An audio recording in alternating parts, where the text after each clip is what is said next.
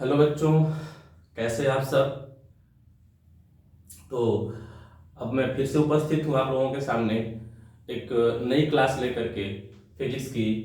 और आज की क्लास में हम लोग पढ़ेंगे टोरॉयड के कारण उत्पन्न चुंबकीय क्षेत्र।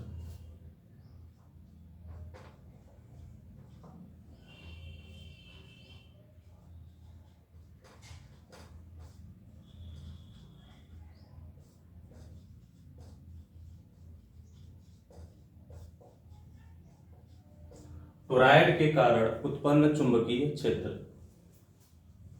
Magnetic field magnetic field due to toroid.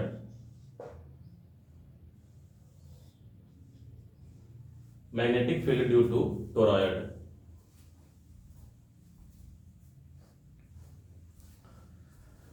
Toroid के कारण उत्पन्न चुंबकीय क्षेत्र। तो पिछली क्लास में हम लोगों ने पढ़ा था सोलेनॉयड के भीतर उत्पन्न चुंबकीय क्षेत्र, और आज की क्लास हम लोग पढ़ेंगे टोरॉयड के कारण उत्पन्न चुंबकीय क्षेत्र। और ये सारे डेरिवेशन जो है किस पर हो रहे थे? एम्पियर के परिपथीय नियम पर। एम्पियर का परिपथीय नियम जो कि था रेखीय समाकलन vector B dot vector DL equal to mu naught I net. I net यही था ना। तो एम्पियर का परिपथीय नियम ये था जो कि चुंबकीय क्षेत्र को ज्ञात करने के लिए था। बहुत विस्तार में हम लोगों ने इसका अध्ययन कर लिया था। जो लोग क्लास नहीं देखे हैं वो जाकर पिछली क्लास मेरी देख लें एक बार, तो समझ में आ जाएगा और टॉपिक भी समझ में आ जाएगा आप लोगों को। ठीक है, तो टोरॉयड के कारण उत्पन्न चुंबकीय क्षेत्र।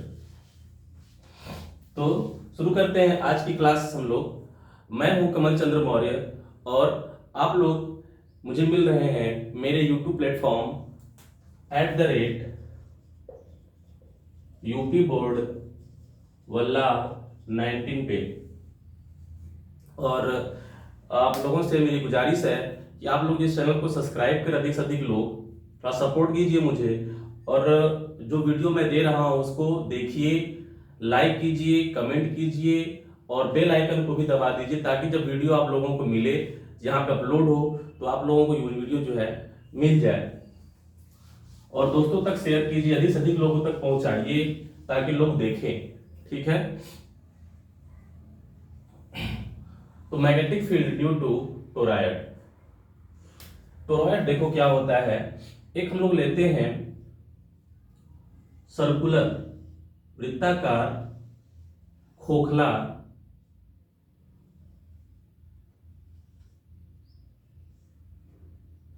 है ना, वृत्ताकार खोखला कुचालक गत्ता। ठीक है ना, एक खोखला है, वृत्ताकार है, वृत्ताकार तो है, ठीक है, खोखला इसके भीतर कुछ नहीं है, कुचालक गत्ता लेते हैं। ठीक है, तो वृत्ताकार कुचालक खोखला गत्ता लेते हैं और फिर क्या किया जाता है, इसके ऊपर जो है वायर लपेटा गया होता है, तार लपेटा गया होता है। ठीक है ना,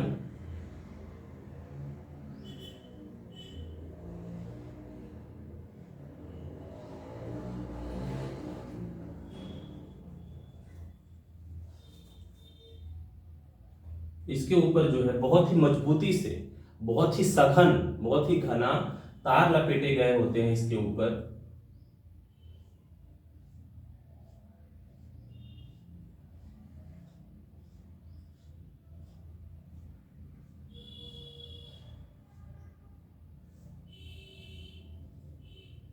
ठीक है, देखो कैसे है ये कुछ ऐसे है कि ये तार जो है यहां से अंदर से गया, ये तार यहां से अंदर से गया, फिर बाहर आया, फिर ये अंदर से बाहर आया, फिर ये अंदर से बाहर, इस तरह से है ये।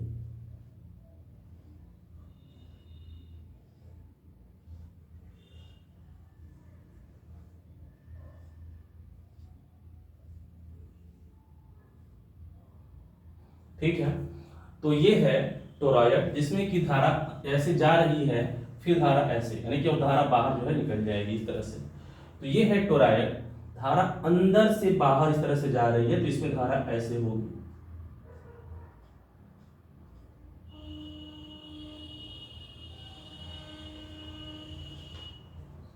और बाहर आ जाएगी। ठीक है, तो ये कहलाता है टोराइड।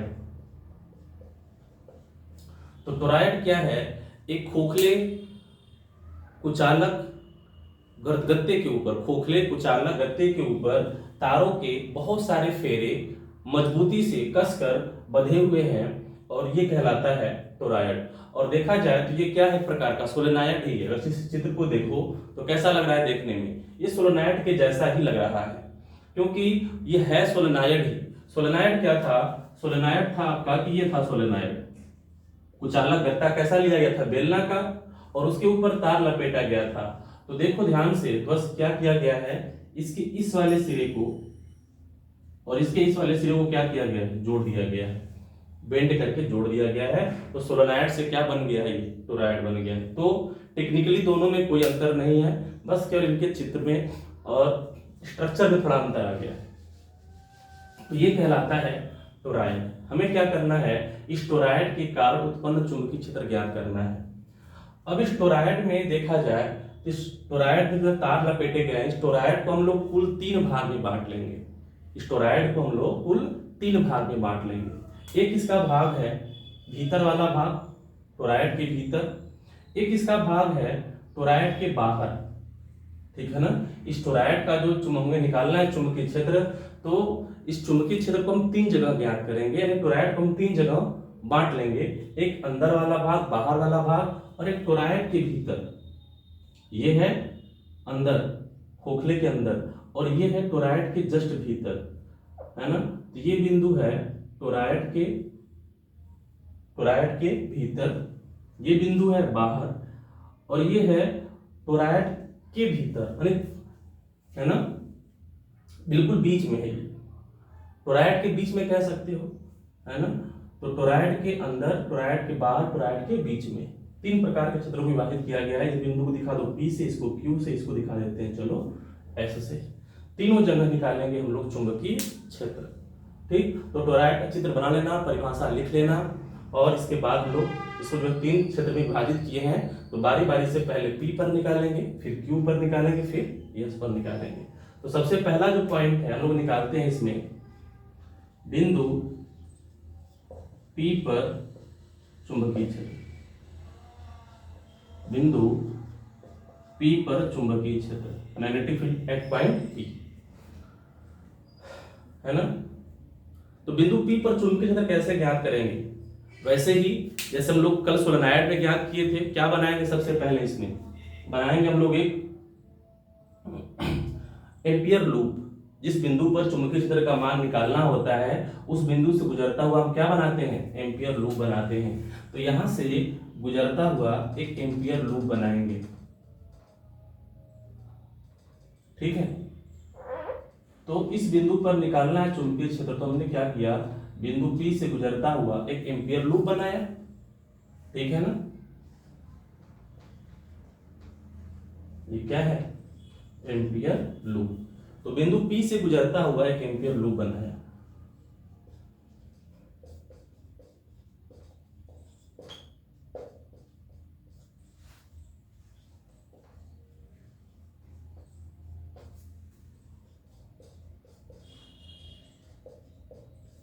बिंदु P से गुजरता हुआ एक एम्पियर लूप बनाया। लिखेंगे एम्पियर के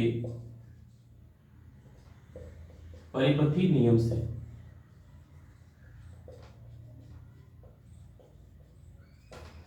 एम्पियर के परिपथी नियम से। क्या है एम्पियर का परिपथी नियम? Vector B dot vector dl equal to mu naught I net. ठीक, कहां कहां निकालना है? P पर निकालना है, Q पर निकालना है, S पर निकालना है। टोराइड क्या होता है? टोराइड एक खोखले कुचालक गत्ते के ऊपर तार के बहुत सारे फेरे लपेटे गए होते हैं इस तरह से, है ना। और हमें चुंबकीय क्षेत्र ज्ञात करना है, तो चुंबकीय क्षेत्र को हम 3 जगह ज्ञात करेंगे, इसके भीतर, बाहर, है ना, और टोराइड के अंदर, टोराइड के बीच में कह सकते हो। तो बिंदु P पर चुंबकीय क्षेत्र यहां निकाल रहे हैं, भीतर निकाल रहे हैं। तो एम्पियर के परिपथी नियम से हम क्या करेंगे? पहले बिंदु P से गुजरता हुआ एक एम्पियर लूप बनाएंगे। जिस बिंदु पर चुंबकीय क्षेत्र ज्ञात करना है वहां से एम्पियर लूप बनाते हैं। एम्पियर का परिपथी नियम लिखा हमने। अब अगर ध्यान से देखो तो क्या था एम्पियर का परिपथी नियम? एम्पियर का परिपथी नियम कह रहा था कि जो लूप है, धारा आई नेट का मान याद है उसका, जो हम लोग एम्पियर का परिपथी नियम पढ़े थे, तो आई नेट क्या लिखा गया था? आई नेट कहाँ होना चाहिए? लूप के भीतर। लूप के भीतर जितनी करंट होती है उन सभी करंट को क्या करते हैं? जोड़ देते हैं, तो वही कहलाता है आई नेट, है ना। आई नेट जो एम्पियर लूप है, तो एम्पियर लूप, और इसमें करंट क्या हो रही थी? आई। तो लूप के भीतर करंट होना चाहिए, लेकिन ध्यान से देखो, तो क्या इस लूप के भीतर कोई करंट है? लूप के भीतर कोई करंट है नहीं। लूप के बाहर करंट है क्या? लूप के भीतर करंट है नहीं है। इसका मतलब कि बिंदु P पर चुंबकीय क्षेत्र ज्ञात कर रहे हैं, जो एम्पियर लूप बनाया है उस एम्पियर लूप के भीतर आई नेट का मान क्या है? 0 है। ठीक है, तो इसके भीतर आई नेट का मान 0 है, इसलिए चुंबकीय क्षेत्र का जब आई नेट का मान 0 भर दोगे, vector B dot vector DL बराबर म्यू नॉट इंटू 0 भर दोगे, तो इस पूरे का मान क्या आ जाएगा? Vector BDL is equal to 0 आ जाएगा। और जब vector BDL is equal to 0, तो यहाँ पर चुंबकीय क्षेत्र का मान आएगा वो भी कितना आएगा? 0 आएगा। ठीक है, तो टोरॉइड के भीतर बिंदु P पर चुंबकीय क्षेत्र का मान क्या होता है? 0 होता है। समझ में आया क्यों 0 होता है? क्योंकि जो एम्पियर लूप हमने बनाया है उस एम्पियर लूप से गुजरने वाला, उस एम्पियर लूप के भीतर जो नेट धारा है उसका मान क्या है? 0 है। इसलिए भीतर चुंबकीय क्षेत्र का मान क्या होगा? 0 होगा। ठीक, तो ये पहला पॉइंट था टोरॉइड के भीतर बिंदु P पर चुंबकीय क्षेत्र। उतार लो इसको, ध्यान से कर लो, है ना, स्क्रीनशॉट ले लो इसको या उतार लो इसको। ठीक, उतार ली।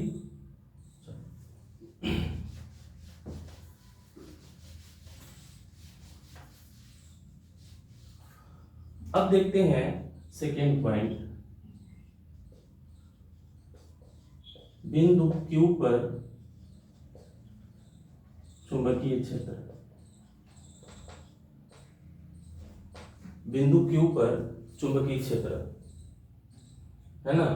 अब बिंदु Q पर चुंबकीय क्षेत्र क्या कैसे निकालेंगे? वही काम करेंगे।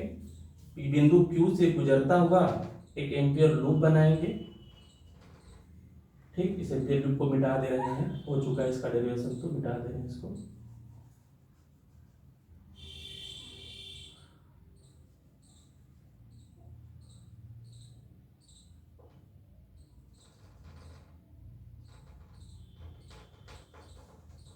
तो बिंदु Q से गुजरता हुआ एम्पियर लूप बनाया, तो लिख लेना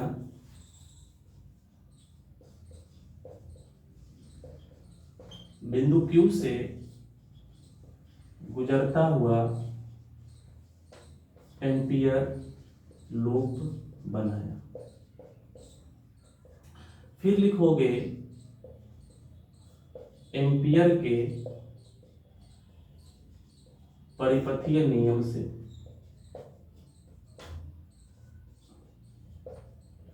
vector B dot vector DL is equal to mu naught I net. ठीक, तो बिंदु Q पर चुंबकीय क्षेत्र बाहर निकाल रहे हैं चुंबकीय क्षेत्र, तो वही काम करेंगे जो इसके लिए किया था, एम्पियर लूप बनाएंगे, एम्पियर का परिपथीय नियम लगाएंगे। अब देखो, अब इसमें जो है बिंदु Q से गुजरने वाला जो एम्पियर लूप है, ठीक है, अब उसके भीतर करंट को देखो कितना करंट है। तो जो P से हम लोग एम्पियर लूप बनाए थे, तो वहां तो उस लूप के भीतर कोई करंट नहीं था, लेकिन जो Q से एम्पियर लूप बनाए हैं हम, उस लूप के भीतर अगर करंट देखा जाए तो करंट इसमें बहुत सारी है।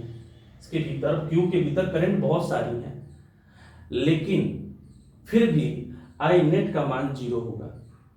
इस बिंदु Q से गुजरने वाले एम्पियर लूप के भीतर देखा जाए तो ढेर सारी करंटें हैं, ढेर सारी धाराएं हैं, लेकिन फिर भी नेट धारा का मान 0 होगा। इस चीज को तुम लोगों को समझना है कि इसके भीतर नेट धारा का मान 0 क्यों होगा।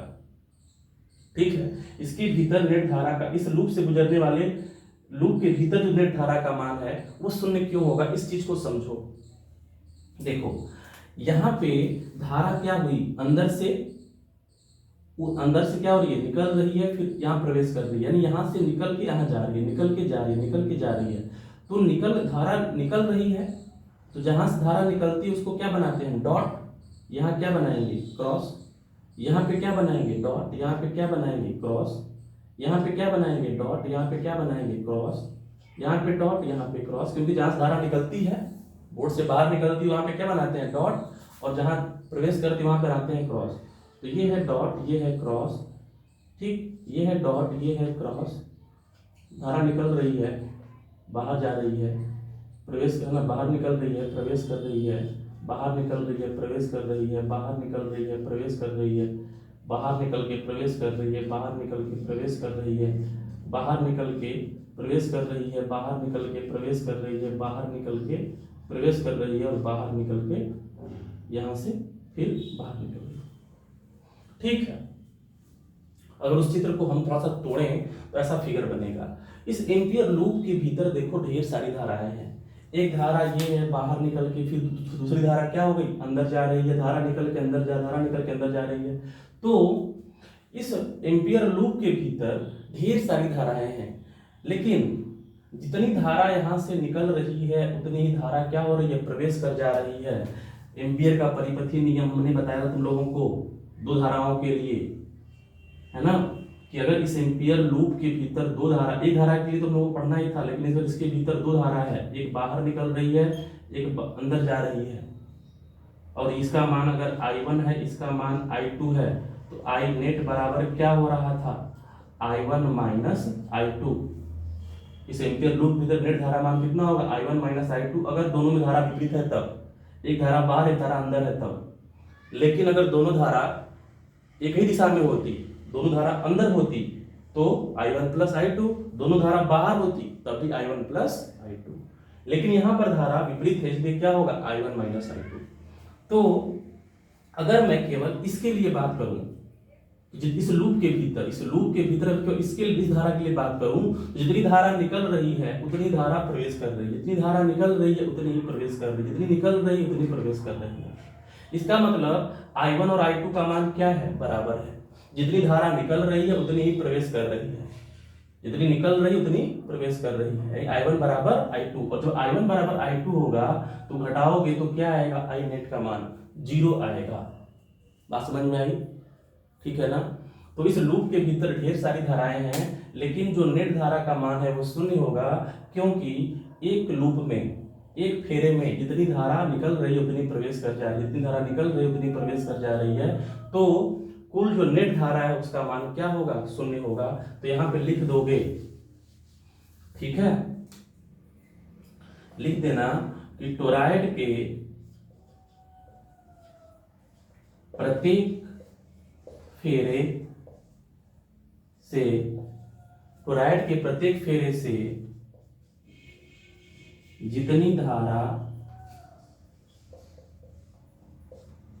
बाहर निकल रही है, जितनी धारा, ऐसे लिख लो, जितनी धारा एम्पियर लूप से, है ना, उनको एम्पियर लूप में दिखाना है ना, तो टोरॉइड के प्रत्येक फेज से जितनी धारा एम्पियर लूप से बाहर निकल रही है उतनी धारा लूप में अंदर, उतनी धारा लूप में अंदर प्रवेश कर रही है, ठीक है। इसलिए I नेट बराबर 0, इसलिए I नेट बराबर 0। बिंदु P पर निकाल रहे थे तो लूप के भीतर नेट धारा का मान शून्य ही था, क्योंकि इसके भीतर कोई धारा नहीं थी। लेकिन Q पर निकालने के लिए लूप के भीतर, एम्पियर लूप के भीतर ढेर सारी धाराएं हैं, लेकिन फिर भी I नेट का मान 0 है। ये बात समझ में आई कि नहीं समझ में आई, ठीक है, ध्यान से इसको समझ लेना। यही इसका रीजन है कि I नेट का मान क्या होता है, इसका शून्य होगा। जब I नेट का मान शून्य होगा तो यहाँ पे फिर से मान क्या भर दोगे 0, और फिर पुरानी वाली बात लिख देना, जब इसका मान 0 हो जाएगा तो B का भी मान क्या हो जाएगा 0, एक लाइन में लिख देना, ठीक है। तो सेकेंड यानी कि यहाँ पर भी B का मान 0, यहाँ पर भी B का मान 0, इसके आगे नो करना है अपने से कर लेना, ठीक। अब हम लोग जो है थर्ड और लास्ट पॉइंट निकालने जा रहे हैं, वही सबसे इंपॉर्टेंट है, ठीक है। ये इस पर जो है ना बहुविकल्पी प्रश्न भी बनते हैं, तो टोरॉइड के भीतर बाहर क्या होगा, चुंबकीय क्षेत्र वाइवा में तुम लोगों से पूछा जा सकता है, वाइवा में भी। और अब निकालने जा रहे हैं बिंदु के भीतर, टोरॉइड के भीतर, टोरॉइड के अंदर या बीच में।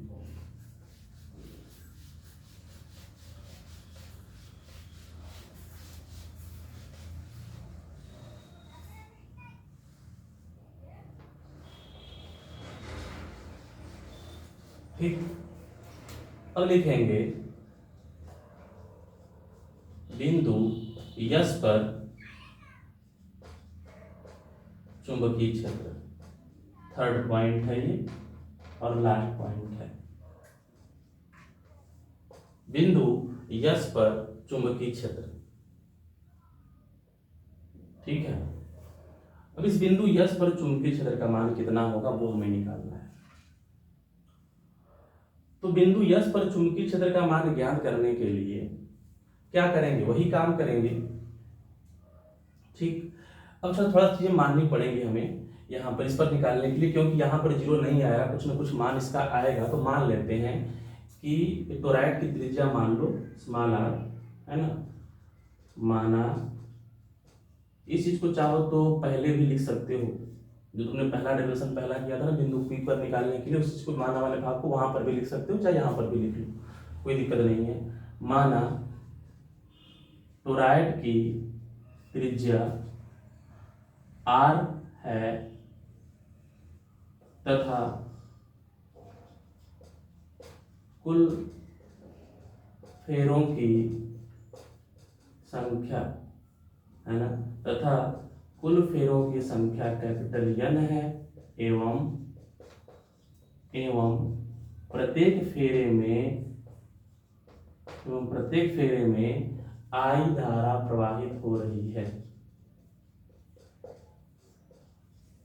प्रत्येक फेरे में I धारा प्रवाहित हो रही है।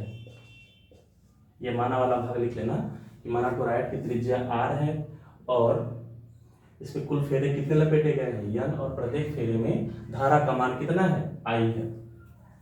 क्या करेंगे फिर, वही काम करेंगे फिर से, एम्पियर लूप बनाना। तो बिंदु यस से गुजरता हुआ एम्पियर लूप बनाया, ठीक है, एम्पियर लूप बनाया, यहां से गुजरता हुआ एक एम्पियर लूप बनाएंगे।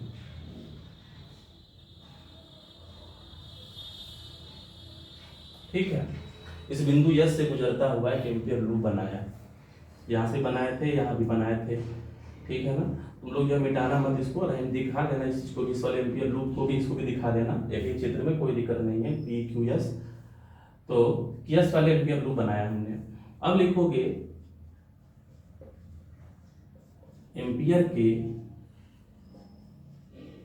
परिपथीय नियम से, एम्पियर के परिपथीय नियम से क्या लिखोगे, समाकलन vector B dot vector DL is equal to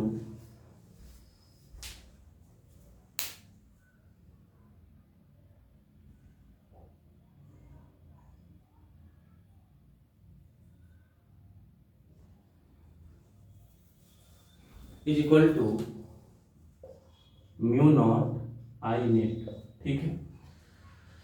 तो vector B dot vector DL is equal to mu naught I net, है ना। अब क्या लग रहा है कि दो में आई नेट का मान 0 हो गया, तो यहाँ भी आई नेट का मान 0 होगा। देखते हैं, चलो देखते हैं। हमें क्या देखना है कि इस लूप से घिरे लूप के अंदर, बाहर से मतलब नहीं हमको, है ना। जैसे तुम लोग बायोस उसका पढ़े थे, गॉस का नियम, तो आवेश कहाँ चाहिए थे हमें, पृष्ठ पर चाहिए थे, भीतर और बाहर के आवेश से कोई मतलब नहीं था। वैसे ही यहाँ पर भी इस लूप के भीतर हमको धारा देखनी है, इस लूप के भीतर धारा का मान कितना है, ठीक है। अगर इस लूप को देखा जाए, अगर यहाँ पे धारा आई है, यहाँ पे धारा आई है, यहाँ पे धारा आई है, तो इस लूप के भीतर एक धारा क्या आई बाहर निकल रही, बाहर निकल रही, बाहर निकल रही, और ये अंदर जा रही है धारा, लेकिन लूप के बाहर है, इसलिए यहाँ पर आई नेट का मान तो 0 नहीं होने वाला है। आई नेट का मान 0 तो नहीं होने वाला है। तो आई आई आई आई सब धारा है, क्या करेंगे हम, आई नेट निकाल रहे हैं ना, तो सब धाराओं को क्या करेंगे, जोड़ देंगे। तो आई आई आई जोड़ोगे तो कितने फेरे लपेटे गए हैं इसके ऊपर, n फेरे, तो कुल धारा का मान कितना हो जाएगा, ni। तो लिख लेंगे लूप के, समीकरण नंबर 1 बना देंगे इसे, लूप के भीतर नेट धारा, लूप के भीतर नेट धारा I net equal to I net equal to क्या हो जाएगा एन आई। एक फेरे में धारा का मान आई, तो n फेरे में धारा का मान एन आई। लूप के भीतर नेट धारा I net equal to N आई, तो आई नेट का मान क्या रखोगे एन आई। तो ये हो गया। अच्छा इसको तोड़ो, क्या मिलेगा, वही है vector B dot vector D L equal to B D L cos theta. तो B D L cos theta equal to mu naught I net का मान एन आई नेट का मान एन आई। इसको तोड़ दिए B D L cos theta. अब हमें देखना है थीटा की वैल्यू। थीटा की वैल्यू क्या होती है, थीटा होता है अल्पांश डीएल और चुंबकीय क्षेत्र के बीच का कोण, बी और डीएल के बीच का कोण। और अल्पांश कहाँ काटा गया होता है, चालक तार पर या लूप पर। तो एम्पियर के परिपथी नियम में जो अल्पांश डीएल होता है वो लूप पर कटा होता है, ठीक है, लूप पर कटा होता है।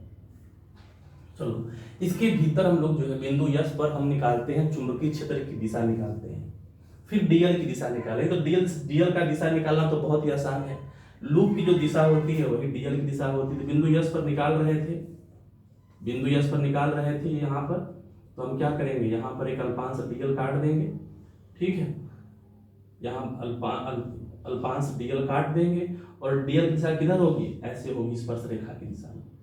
तो ये हो गया वेक्टर डीएल, ठीक। इस बिंदु पर यह अल्पांश डीएल की दिशा किधर, नीचे की ओर। अब हमें देखना है कि यहाँ पर चुंबकीय क्षेत्र की दिशा क्या होगी।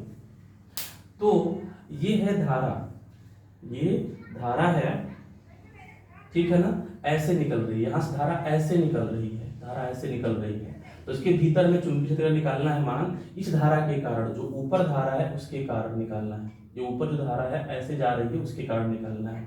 तो धारा कैसे हो गई, ऐसे हो गई, ठीक है ना, धारा कैसे हो गई, इधर है ना, इसको इमेजिन कर लो, ऐसे है तुम्हारा क्या टोराइड, और टोराइड में धारा ऐसे निकल, धारा कैसे गई थी, ऐसे ऐसे ऐसे इस तरह से धारा गई थी, है ना, धारा ऐसे गई है, धारा ऐसे गई है। अब कैसे है चुंबकीय क्षेत्र यहाँ पर, धारा कैसे हो गई भाई, देखो धारा कैसे है, ऐसे धारा है, ऐसे यहाँ से निकल के प्रवेश कर रही है, यहाँ से निकल के प्रवेश कर रही है। तो हमें निकालना है निकलने वाले धारा के कारण चुंबकीय क्षेत्र। धारा ऐसे निकल रही है तो अंगूठा किधर रखना है हमें, धारा की दिशा में, और क्या निकालना है चुंबकीय क्षेत्र उसके भीतर इस बिंदु पर। तो किधर आएगा, ये हमेशा इधर ही आएगा। यानी जो यहाँ पर निकाल के देखोगे ना, तो वेक्टर बी भी किधर होगा, इधर ही होगा। इस बिंदु पर जो चुंबकीय क्षेत्र होगा वो भी इधर होगा। यहाँ इसके कारण देख लो, स्पष्ट समझ में आ जाएगा। उधर थोड़ा सा दिक्कत हो रहा है, लेकिन यहाँ पर देख सकते स्पष्ट आ जाएगा। ये हो गया धारा, ऐसे ऐसे, ये होगा, अंगूठा रख दिया, कैसे होगा चुंबकीय क्षेत्र, ऐसे होगा चुंबकीय क्षेत्र। तो लूप की दिशा में ही होगा चुंबकीय क्षेत्र, है ना। तो लूप की दिशा में चुंबकीय क्षेत्र, जिधर डीएल उधर क्या होगा वेक्टर बी।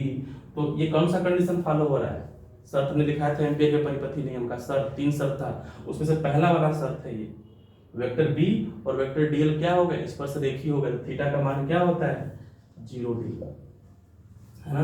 तो भर देना vector B D L cos 0 is equal to mu naught N I, ठीक है। कॉस 0 का मान 1, बी क्या होता है, नियतांक होता है, नियत होता है, तो बाहर हो जाएगा। केवल किसका समाकलन करेंगे हम, डीएल का समाकलन करेंगे। कॉस 0 का मान 1 equal to mu naught N I, ठीक है, म्यू नॉट एन आई। इसको मिटा दे रहे हैं। तो हमें क्या करना होगा, बी डीएल का समाकलन। डीएल क्या था, अल्पांश था, कहां पर, एम्पियर के परिपथी लूप पर, एम्पियर लूप पर, है ना, ये था, ठीक है, ये था ना, यस, यहाँ पर इसकी त्रिज्या क्या माने थे, आर माने थे। अब यहाँ पर हम क्या काटे हैं, अल्पांश काटे थे। तो डीएल जब समाकलन करोगे तो क्या हो जाएगा, इस एम्पियर लूप की परिधि के बराबर, डीएल समाकलन करेंगे तो एम्पियर लूप की परिधि के बराबर। अब एम्पियर लूप की परिधि क्या होगी, 2 पाई आर, है ना। एम्पियर लूप की परिधि क्या होगी, 2 पाई आर होगी, 2 pi R equal to mu naught N I. अब यहाँ पर होता है थोड़ा कंफ्यूजन, यहाँ पर थोड़ा कंफ्यूजन होता है कि डीएल कहाँ काटा है, लूप पर काटा है। त्रिज्या किसकी मानी थी हमने, टोराइड की, ये वाली त्रिज्या मानी थी। तो हम तो लिख रहे हैं क्या, इसका ना समाकलन किया हुआ है, तो इसकी ना परिधि लिख रहे हैं, तो परिधि में इस 2πr को क्यों लेंगे, ये लेना चाहिए हमको।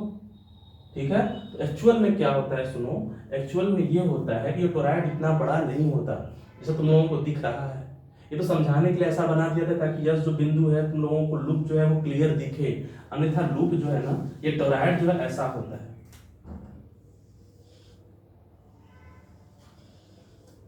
टोराइड ऐसा होता है। टोराइड ऐसा है तो ये दूरी r है, इसके भीतर बिंदु यस है, तो इस टोराइड के लिए ये हमको दूरी चाहिए थी, इसका परिधि निकालने के लिए हमें ये दूरी चाहिए था, जो कि लगभग क्या होती है, इसके बराबर ही होती है। जो ये दूरी होती है वो इसके लगभग बराबर ही होती है, बहुत थोड़ा सा अंतर आता है। ठीक है, इसका मतलब कि क्या ये फार्मूला 100% सही है, तो ये फार्मूला 100% सही नहीं है, 99% सही कह सकते हो इसको। ठीक है ना, क्यों, कोई पूछे क्यों 100% सही नहीं है, इसलिए सही नहीं है कि जो r लिया गया है वो टोराइड की त्रिज्या ली गई है, जबकि dl का समाकलन किसका होता है, लूप का समाकलन होता है, और लूप की त्रिज्या थोड़ी सी अधिक होगी, इस r से थोड़ी सी अधिक होगी। ठीक है, लेकिन इसको हम लोग लंब सम में लगभग में इसको निकाल लेते हैं। ठीक है ना, इस चीज को मैंने क्लियर कर दिया तुम लोगों को, ये मत कहना कि धोखा हुआ है। ठीक है ना, धोखा नहीं हुआ है, सही है बिल्कुल। 2πr हमें क्या निकालना है, b का मान निकालना है, तो b is equal to mu naught N pi बटा के 2πr। तो ये होता है चुंबकीय क्षेत्र का मान किसके भीतर, टोराइड के भीतर, म्यू नॉट अपॉन 2π NI/r। ठीक है, तो टोराइड के भीतर चुंबकीय क्षेत्र का मान इतना होता है। बिंदु P पर कहां, इसके अंदर निकाले तो क्या आया था, 0 आया था, बाहर भी 0 आया था। टोराइड के बीच में निकाला चुंबकीय क्षेत्र का मान, तो b equal to mu naught NI/2πr। और अगर डेरिवेशन ध्यान हो तो लोगों को डेरिवेशन ऐसा भी हम लोगों को मिला था, डेरिवेशन ऐसा भी हम लोगों को मिला था। वो डेरिवेशन किसके लिए था, अनंत लंबाई के धारावाही चालक तार के कारण चुंबकीय क्षेत्र के लिए। तो कंफ्यूजन होता है, इस फार्मूले में क्या अंतर है, केवल यहाँ पे फेरों की संख्या n आ गई है, यहाँ पर नहीं है, n नहीं है ना। तो अनंत लंबाई के लिए था ये, ध्यान रखना, कंफ्यूजन ना पैदा करना दोनों में। तो सभी फार्मूलों को एक जगह लिख करके कंडीशन के साथ याद करोगे तो कंफ्यूजन नहीं होगा, है ना। तो b equal to mu naught NI/2πr, जहाँ पे n क्या है उस पर फेरों की संख्या, I प्रत्येक फेर में धारा का मान, r क्या है टोराइड की त्रिज्या। अच्छा, अगर एम्पियर लूप की त्रिज्या दिया होगा तब तो और अच्छी बात है, अगर एम्पियर लूप की त्रिज्या दिया तो फार्मूला 100% एक्यूरेट होगा, लेकिन टोराइड की त्रिज्या दिया होगा तो b का मान थोड़ा सा जो है 90% के आसपास सही आता है ना। तो ये था टोराइड के भीतर चुंबकीय क्षेत्र। तो सोलेनॉइड पढ़ लिया हम लोगों ने, टोराइड भी पढ़ लिया है। इस चैप्टर में लगभग चैप्टर तुम लोगों का खत्म हो गया है। अब मैं देख लूंगा इसमें कौन कौन से छोटे छोटे टॉपिक बच गए हैं और सवालें बच गई हैं। तो अगर तुम लोगों का कोई सवाल हो तो उसको पूछ सकते हो आप लोग, जो आप लोग हमसे जो मेरे व्हाट्सएप ग्रुप पे पूछ सकते हो।